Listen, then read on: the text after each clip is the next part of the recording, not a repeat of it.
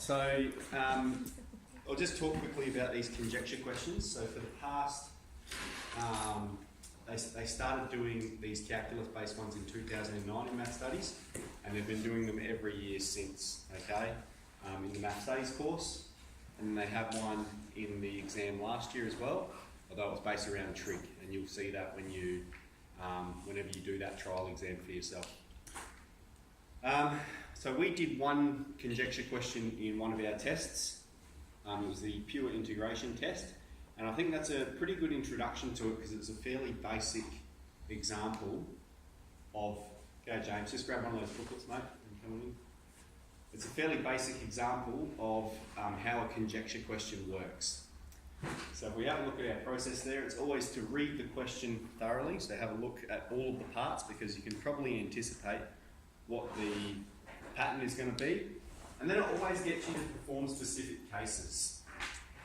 So given numbers, then it wants you to state a conjecture. So you're trying to state it in general terms for some value of A or N, and then it wants you to prove that. And the way you're going to do that is you're just repeating the same operations that you've done previously, but with letters instead of numbers. And remember that letters can be treated the same as numbers. So we're going to start with that test question first because it is a good introduction to it. And I'll put a bit of a contents page here so you can see where each of the exams is from. So our integration SAT conjecture problem is on page 16. So we're going to go to that one first and we'll go through that one together. So this is question 10 from our integration test. Alright, and you can see it's given us one of the, because this was an integration test, you know, it's not exactly testing you on calculus, but again, it is assumed knowledge. So we had d on dx of x squared e to the x. So what rule do we have to use here to differentiate that? Yeah, the product rule. So it's given us the first one, so we might go ahead and do the second one. So we've got x to the 3 e to the x. And we can say u is x to the 3, u dash would be 3x squared. V is e to the x, which means v dash is also e to the x. And therefore the derivative is u dash v plus uv dash.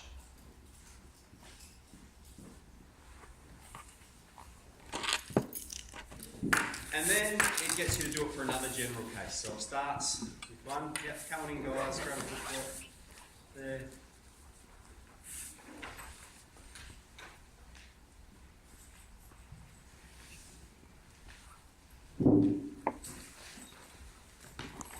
Alright, so we've done our first general case, x to the power of 3, then it gets you to do it to x to the power of 4. And you might even be able to anticipate the pattern already, okay, which is good. Because these are only 1 mark questions, which means you don't have to show any process whatsoever. You can just write the answer. So this is our answer for A, our answer for B. Okay, you can start to recognise that pattern there.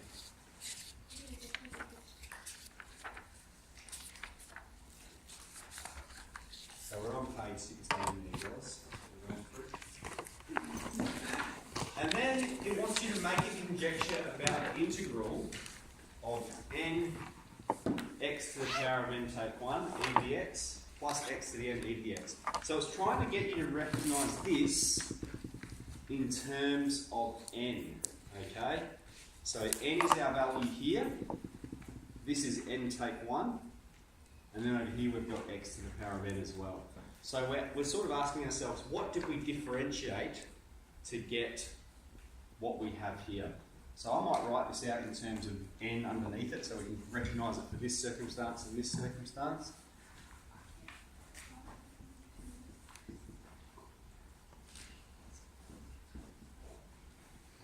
Okay, that's what it's written there. And it's saying if we're going to integrate that with regards to x, what are we going to get? What did we start with? Okay? And so our conjecture is, we're just writing x to the n e to the x. Alright, and that's all we need to write there. It's about recognising that pattern. We've recognised that pattern, so we've stated it. And then it says prove it. So that just means it wants us to perform these same operations, but with letters instead of numbers. So we can't integrate a product, but we can derive it. And so that's what we're going to do. We're going to start with this, and we're going to derive that with respect to x. So we've got u is x to the n, and u dash is n x n take 1, okay? It's just the same procedure as if we were doing it with numbers.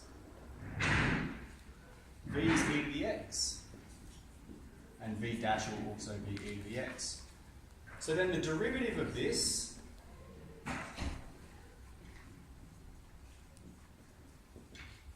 is u dash v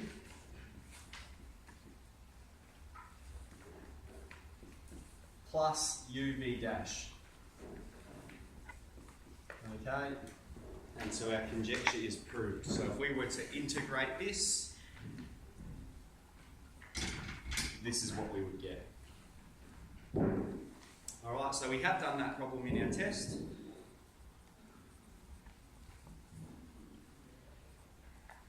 But it is a short one, so it's probably a pretty good introduction to these conjecture problems. We had our specific case, we investigated a couple of specific cases, and then it had us state a conjecture in general forms, and then it had us perform that conjecture in general forms as well.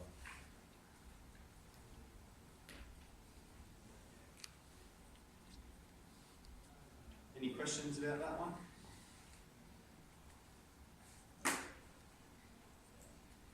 Alright, so the other thing you'll notice about this booklet is I've just put these few differentiation practice questions in on page 11 and page 7, and that's just to ensure the proper spacing of the booklet, because when you've got a conjecture question, normally it'll be on 2 pages. Some of them go over to 3 pages, but you want to be able to look at it. And so what I've put here is this is what you can expect to be on the first page of your test, of your exam. Alright, so again, that's for the past 15 years. The first couple of questions have always been differentiate this, differentiate this. There might be an integration one of you. Alright, but it's always just perform some basic rule. Alright, so I'll put them in there just for a bit of practice for you. We're not going to go through those now. What we are going to do is we're going to go through 2 of these questions together. We'll go through 09 and 2011, and then you can just have a bit of a go at doing some of them yourself. So I'll just reiterate that, so you might talk about that more as we come along. So let's have a look at this. This is from the 2009 exam. That's actually when I did math studies. And so we have the graph of y is 1 on x e to the x. And it says to find the x coordinate of the stationary point on the graph above. So you can just look at that and see it. You could graph it and g-solve the minimum. Guys, we've done this before. I've put the solutions up for it, and you have access to them as well.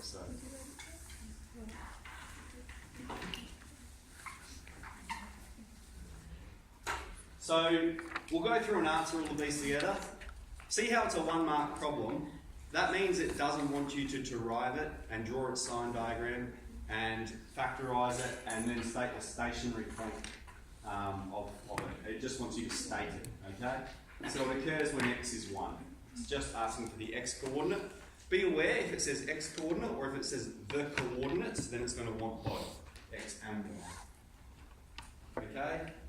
Then it says on the axis above, sketch the graph of 1 on x squared, e to the x. Alright, so that's where we just pull out our calculators and we'll sketch them both.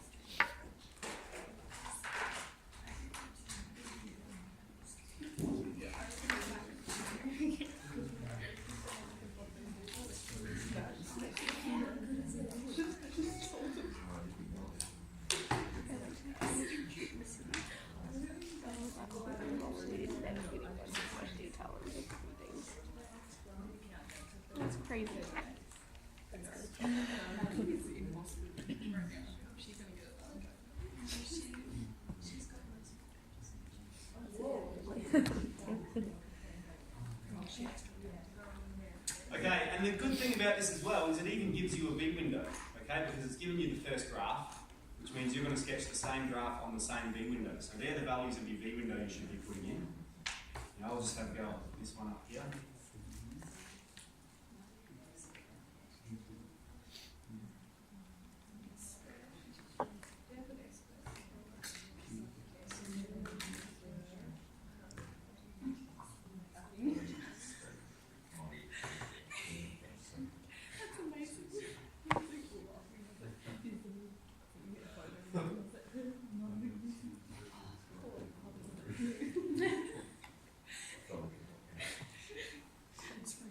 So x is going from 0 to 10, y is going from 0 to 6.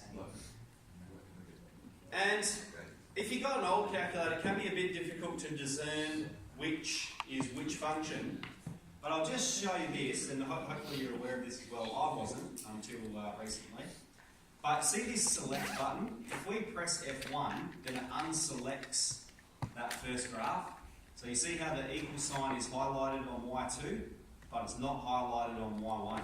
So that means if we graph it, it's only going to graph Y2 because Y2 is the one that's selected. Okay? So we could select Y1 and we could unselect Y2. But just so you're aware of that. Okay? So Y2 seems to come a bit lower and we want to know the stationary point of Y2 as well. So we're just going to G-solve that. And if Y2 looks a bit like this one, where this point is 2, and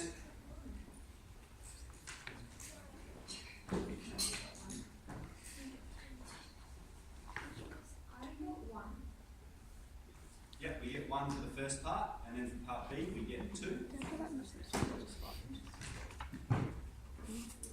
So it says accurately plot and label with an M the stationary point on this graph. So it doesn't want us to put 2 there, it wants us to put an M. M is the stationary point. Okay, any questions so far? Alright, and then it gives us this table. And you might even already be able to predict a bit of a pattern here. Okay? But we've got 1 on X, so it's got the function, and then X coordinate of stationary point. And here's our general case, okay? It investigates x to the power of 1, and then we have 1 on x to the power of 2, 1 on x to the power of 3, and 1 on x to the power of 4. And all you need to do is graph them and G-solve the stationary points, all right? And you're just putting them in the box there. So what do we get? 1, 2, 3, 4. Alright, so just make sure you can do that before I make sure you know how to do that. Graph it and G-solve the stationary point. Yep, okay. Cool. Let's proceed. So you see it's getting you to recognise this pattern, and this is a nice easy one to recognise the pattern. It's whatever the power is here, that's the x coordinate of the stationary point. So then they're saying, make a conjecture about the x coordinate of, so this is part D, of y equals 1 on x to the n e to the x.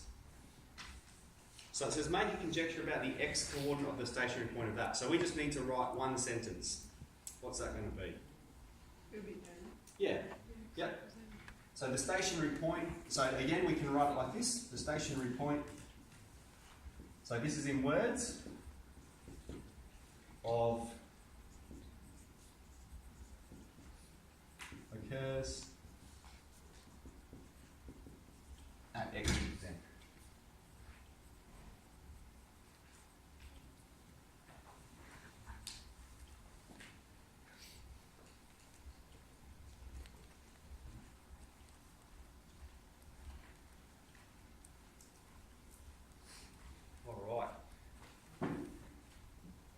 And then we need to prove our conjecture.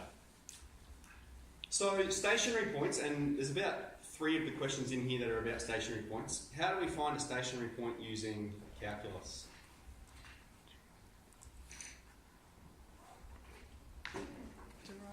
Yeah, we find its derivative, and it's when the derivative equals 0, that's when a stationary point occurs. So that's what we're going to do. We're going to derive it and find its stationary point. Now, I'll just say, so if we look at all the parts building up to this, okay, they're all pretty easy and straightforward. It tells you what to do. Alright, then the last part here where it's proving it, that can be a bit challenging. Alright, here this is only worth 3 marks, so this isn't an awfully difficult one, but some of them can be a bit challenging. And so what I'll say is in your exam, unless you can see it, exactly how to do it, leave it and come back to it, okay, because it can be a bit tedious. And even then, do it on your scribble paper first, and then put it on your exam sheet, just because it can be a bit fiddly as well, okay? It can be a bit fiddly. So have a crack, and I'll start going through it in a moment. You see if you can think what we need to do.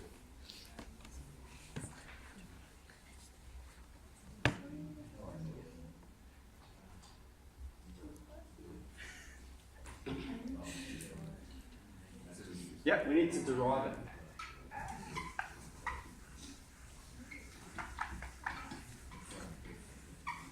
So I'm going to put up way more working than we need.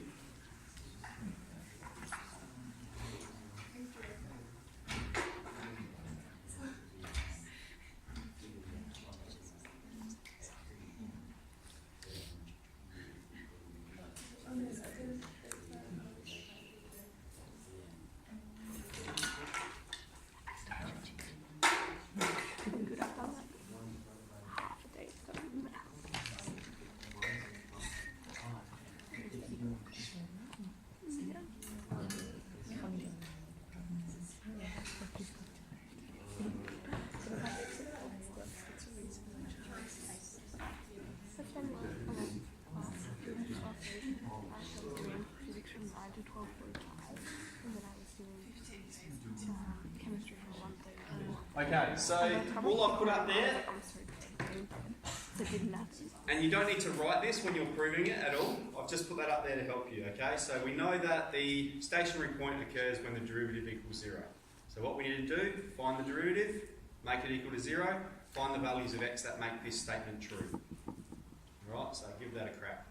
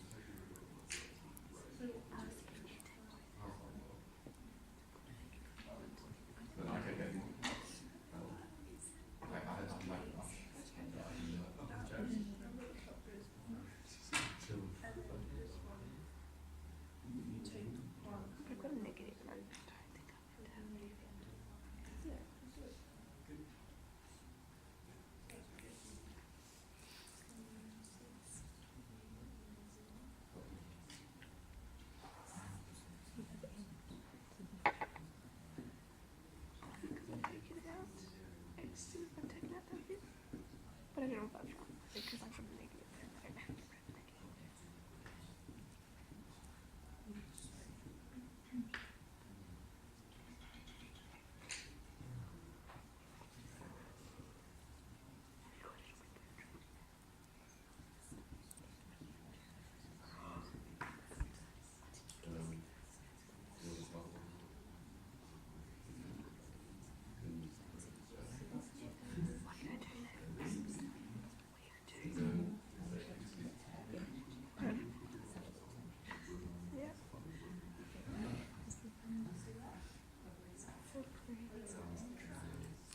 Alright, so I've used the product rule. Has anyone tried to use the quotient rule? Because you could use the quotient rule as well.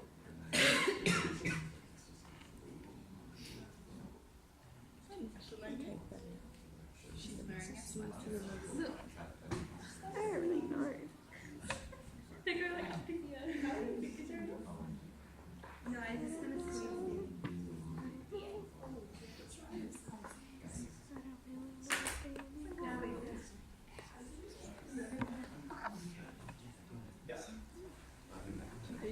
So, yeah, so I might go through. Okay, so what we're going to, is everyone up to this part, or sort of okay here, and we're sort of wrestling with this a bit?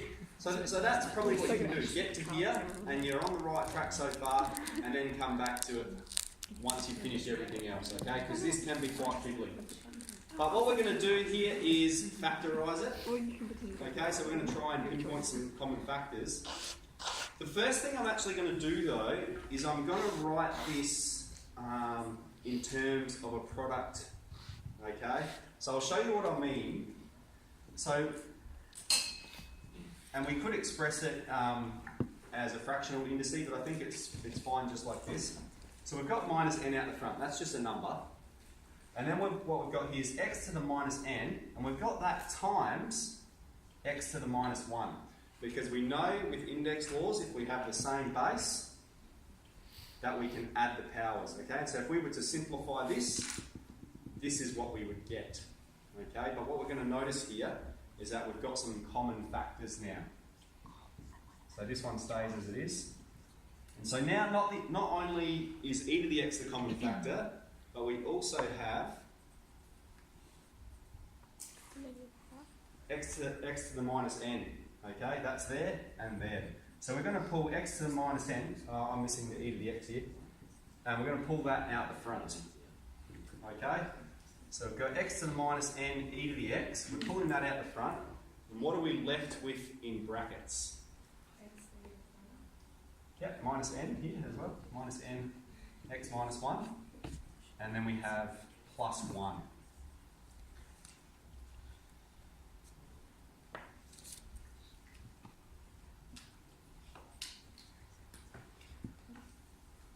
Okay, and we're trying to find when this is equal to 0. And so we're applying the null factor law. E to the x is never going to equal 0. So we're looking at this term here. Nx to the minus 1 plus 1 equal to 0. And so that's what we're processing. So we might now write this as a fractional indice. So we have n on x, sorry, that's negative, yep.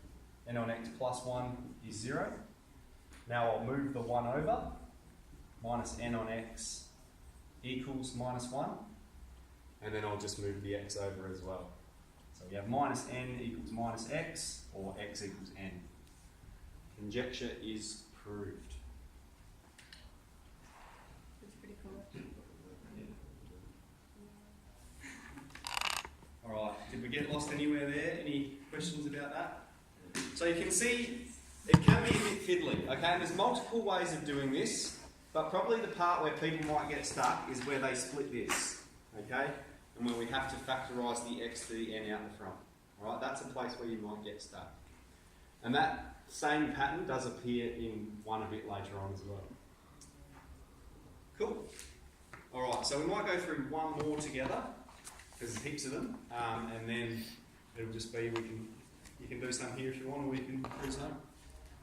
So let's have a bit of a look at the next one. We ready to move on? Okay, so this one's about tangents and normals. So we've got the function k plus k on x, where the value of k is going to change. And this one's pretty tricky. Okay? So we have here when k is 1, so that means our first function here is 1 plus 1 on x. That's what they've sketched for us. Is there one of these in most things? Yep, so what I said at the start, for the past 10 years, or since 2009, they've had a conjecture question in every exam. Yep. So I can't guarantee anything, but you can anticipate, they follow a trend. So estimate the x coordinate where the normal intersects the graph again. So they've already told you this x coordinate, okay, where my mouse is now, that x coordinate there, and they want you to estimate this one here. What do we reckon? Can't we just look at the graph? Yes. Okay. Yeah, that's how we're estimating it. So Yep. Yeah, x is minus 1. So that's our first statement that we're making for A. X is minus 1. Do we need to write that, or can we just say x equals minus 1? Yep, that's how we would write it. Do you know another way of writing it? No, like do we need to use words or not? Oh, no, Sorry. not at all. No. Okay. Then it says the same function, but with k is 2. So now it's the function 2 plus 2 on x. Okay? And again, we've drawn the tangent and the normal. We're always talking about the value x is 1. So the thing that's varying in this case is the k plus k on x. It's the numbers involved in the function that we have there. Okay, so they've again drawn 2 plus 2 on x for us, and they've drawn the tangent and the normal. And estimate the x coordinate of the point where the normal hits the graph again. So if we look at the second one, again, we're talking about the normal, that x is 1. And so where does it hit the function again? We're talking about this point over here. Minus 4.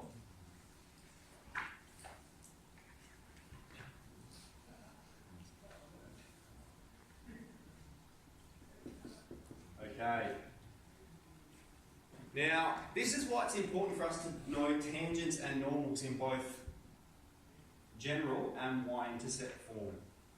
Okay, so again, you could just convert this to y-intercept form if you can't be bothered learning the general form process. But this is going to be significantly easier if we're comfortable with both for the part later on. Okay, but initially we do need to convert to y-intercept form. So here we've got k plus k on x, where k is 3. So the function that we're talking about here is 3 plus 3 on x. Okay, we're talking about the value k is 3. And we're told the equation of the normal. Okay, so the normal is x take 3y is minus 17. And we're going to write this in y-intercept form, because what it asks us to do is find the x coordinate where the normal intersects the graph. So we're going to equate this equation with this one. Okay, we're going to make them equal to one another, and then just g-solve the point of intersection. So in order to graph this, right, we're going to write it in y-intercept form.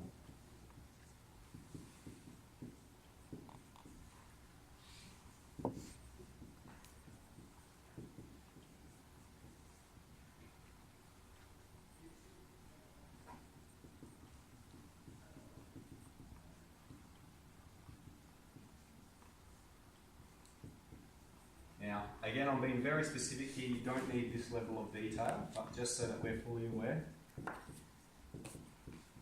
Alright, so I'm going to graph this function, and I'm going to g-solve the point of intersection between them. How many points of intersection are there going to be? 2. We already know what one of them is. It's at x is 1.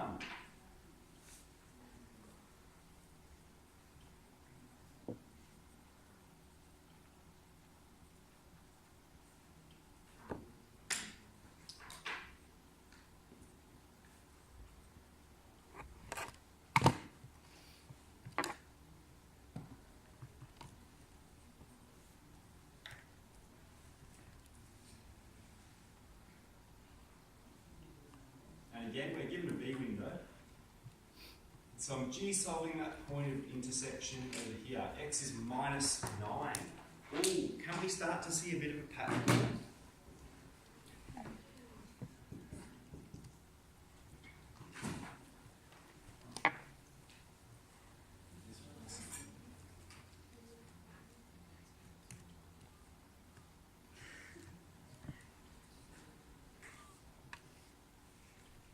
Okay, so then it gets us to fill in the table, and we've done all three of those cases already. So it's got K, 1, 2, 3, and the X coordinate of stationary point.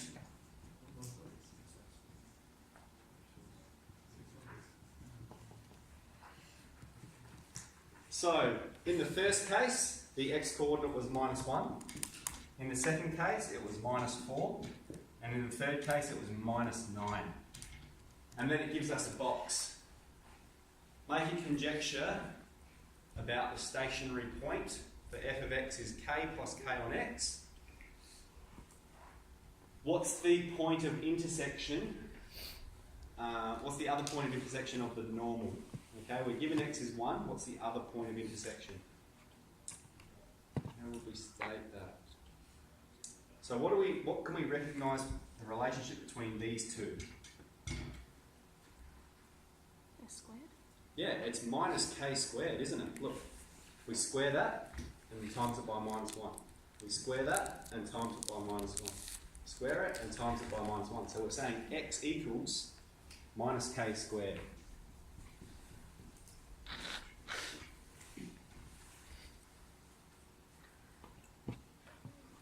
Everyone see that pattern?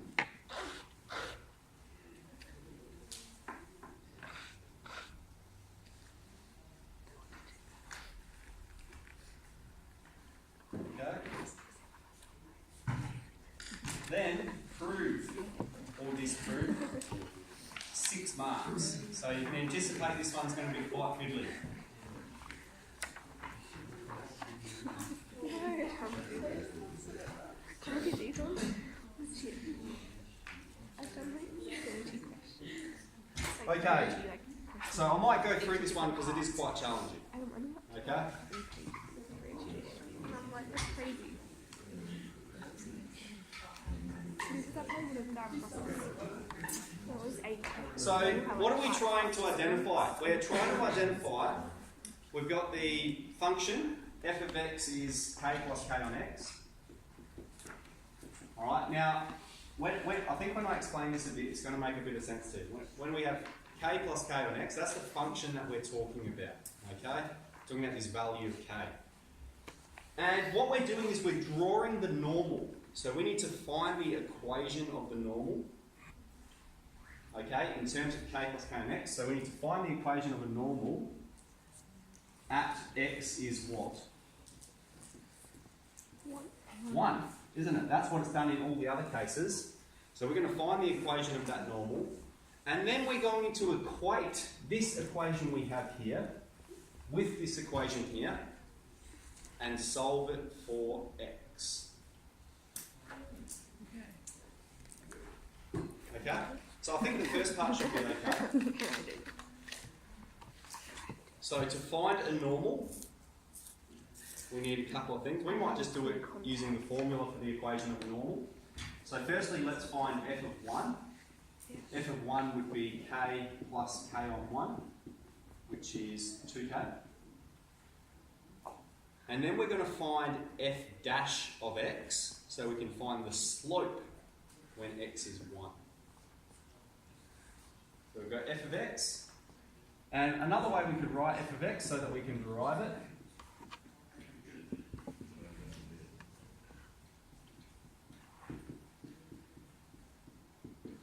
Okay, remember k is just a constant. X is still our variable that we're talking about. We're deriving it with regards to x. Right, and already you've got yourself 2 marks, 2 out of 6 marks, okay? Because you're talking about what do we need to find the equation of this normal. So again, please don't get stuck on these questions. Do as much as you can because they can be very fiddly.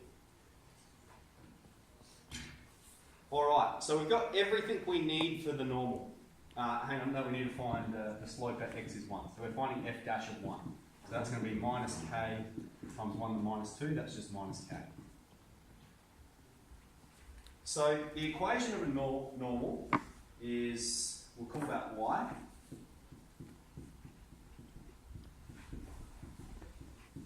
Again, don't need to write this down, I'm just writing it out so you can remember. We remember that equation.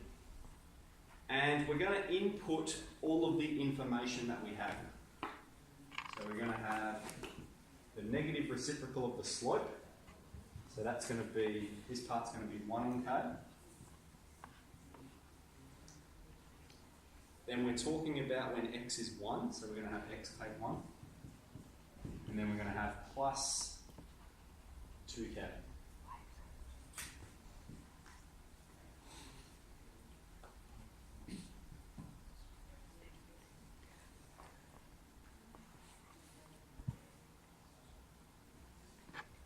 Okay, we're not going to expand it because we're not going to be able to collect any like terms. Alright, so we're at 3 marks, okay, because what we've done is we've stated we've found the equation of the normal, alright? And we know that it intersects when x is 1. We're trying to find the other point of intersection in terms of k. So we're trying to find when does this equation intersect this equation. So we're going to equate them and then manipulate them to solve it for x. Okay, that's probably the tricky part, I think. I think this stuff here, I'd expect you to be able to do pretty okay. I need some more space for this, isn't it? I might spin it around in a sec.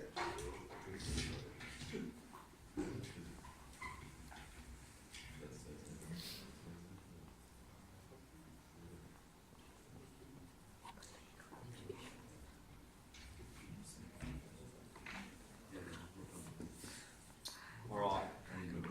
Can I spin it around? Just with the 1k, you don't need to worry about the 1 over k. Yeah, remember that, doesn't matter. Pardon? Oh, yeah, I was just going to start writing and then I thought I don't have enough space here. And the equation of normal is 1 on k, x take 1. That's 2k. Thank you. Plus 2k. Cool. So, remember, k is just a number. Alright, x is what we're trying to solve for, k is just a number. So, the first thing I think we want to do is get rid of the fractions. Okay? So, we want to get rid of this denominator and we want to get rid of this denominator as well. So, what am I going to times both sides by to get rid of that fraction there? X. Alright, so we're going to start by timesing both sides by x. Remember, it applies to the whole side. Okay, so let's go ahead and simplify that. I'm doing it in a number of steps here. Okay, you could do the multiplication in one step. So we're going to have kx plus k equals x on k plus 2kx.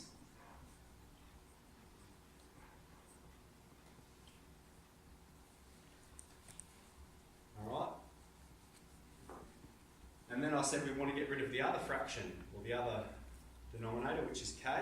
So we're going to times both sides by k. Okay, again, you could have done this in one step, but I'm just... So times on both sides by k. So that's going to give us k squared x plus k squared. And then here we're going to have x times x take 1 plus 2k squared x.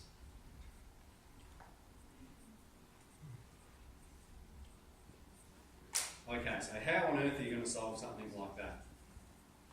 Alright, same process applies. Put everything to one side, make it equal to 0. Let's factorise, there's going to be a common factor, and apply the null factor law. So let's bring everything over to this side.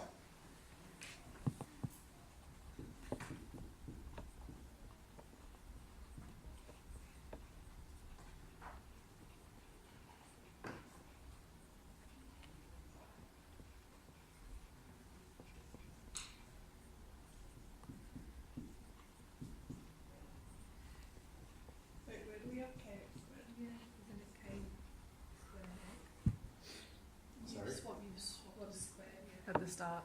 Very Oh, yeah, thank you. And that should be a minus as well, because I've talked about that. And we're finding that being equal to 0.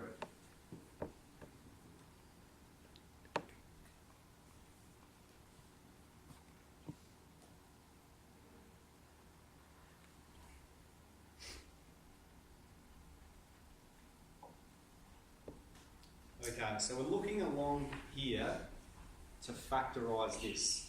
Now the first thing we might do is just look at these two terms. K squared x and k squared. And what can we factorise out of there? Yep. Can you collect like terms first?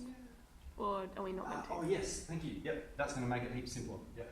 So yep, let's definitely, absolutely, make it as simple as you can. So they are like terms. Good. So let's do that first. Right, and then we'll simplify it underneath. So,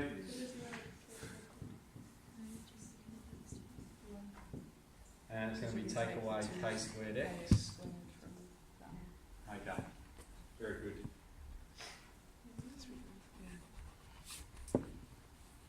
Now, I might just write these terms next to each other so you can see really clearly what we're doing here. You've got k squared, take away k squared x. Take away x times x, take 1, equals 0.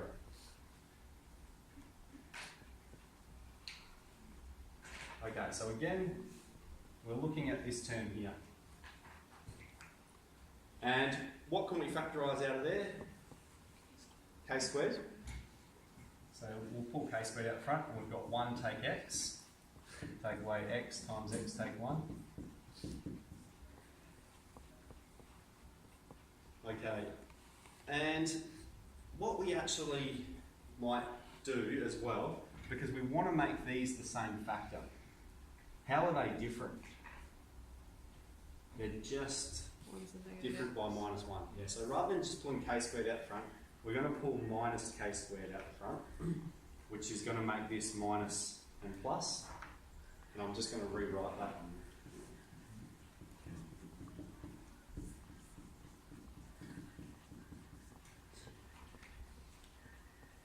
Okay, is everyone okay with that? Okay, you can see it's quite fiddly. It's quite fiddly. Alright, and then we're looking along here and we're going, what's a common factor we've got between these two terms now? Yeah, x take 1. So, back in Year 10 Extension Maths, we learnt a quadratic factorisation process called splitting the x term. And that's what you're seeing here, okay? We're not performing that operation, but we're performing a similar process where we've got a factor here that we're going to pull out the front. So if I pull x take 1 out the front, what are we left with? This minus k squared and this minus x being equal to 0. And then apply the null factor law.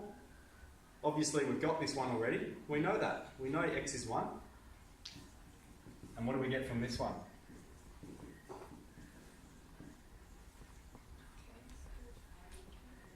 Conjecture is proved. Will they ever give you a conjecture that can't be proved? No. Every single one for the past 10 years has been able to be proved somehow. Yeah, so that's a pretty tricky one. That's quite fiddly. Alright? So you can see, alright, we can probably do the first couple of steps, okay, or even leave it to the end, answer everything else, because you can just spend hours trying to sort that out. Okay, it's a bit like deductive geometry or something like that. So. Are these usually the hardest ones in the exam? I would say so, yeah. I'd say this would be your hardest question.